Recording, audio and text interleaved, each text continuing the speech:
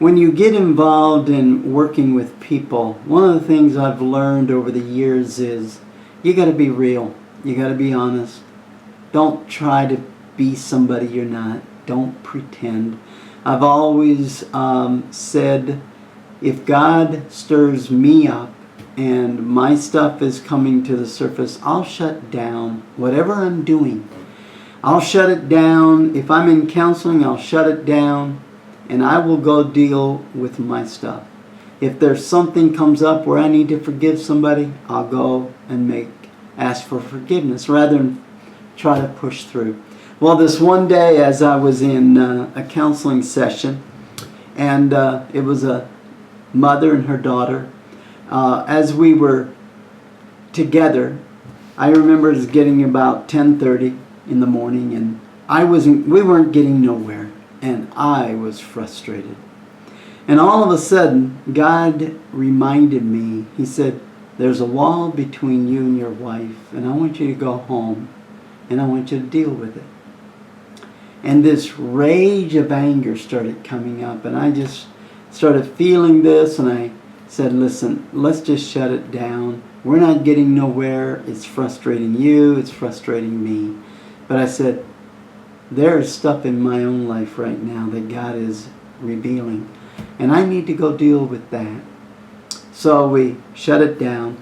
And I remember as I walked out of the office to leave here, I go out here and the secretary stops me and said, Jason, there's 3 phone calls here, people who want you to call them. And now you have to realize I'm frustrated, I'm angry, I'm feeling stuff, I'm all stirred up. And I just turned to her and I said, just call them all back and tell them I'm out of the office.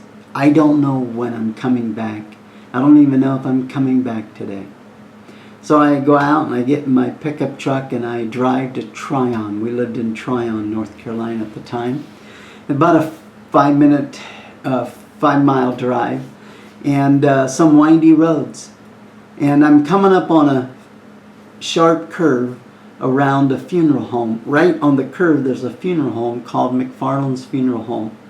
And I realized I am way over the speed limit. And I looked at my speedometer and I was driving 80 miles per hour in about a 45, 50 mile per hour zone. And I'm like, Jason, slow this thing down, because if you don't, you're going to end up right there in the funeral home.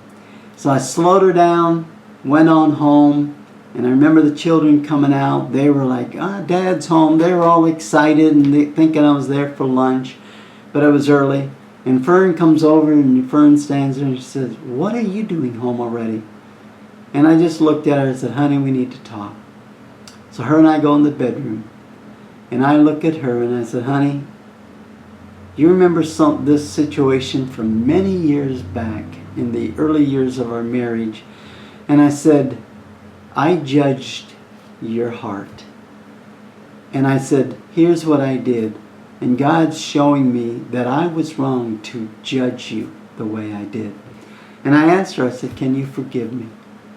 And my wife got up off the floor with tears running down her face, came over and just gave me a big old embrace and said, Jason, there's always been that wall, and I never knew what it is, but I gladly forgive you. You know, folks, I learned out of that a number of things. Number 1, just be real and be honest. If you're feeling stuff, deal with what you have. You cannot take people and lead people where you yourself are not at or where you're struggling. And the other is this kind of ministry over the years, it's been humbling. More often than not, I learn from people. More often than not, they don't even realize how they're sowing into my life. And when we're willing to just shut it down, and it takes a lot of humility to say, I got to deal with what I'm dealing with so I can take you further. The afternoon session was a complete breakthrough.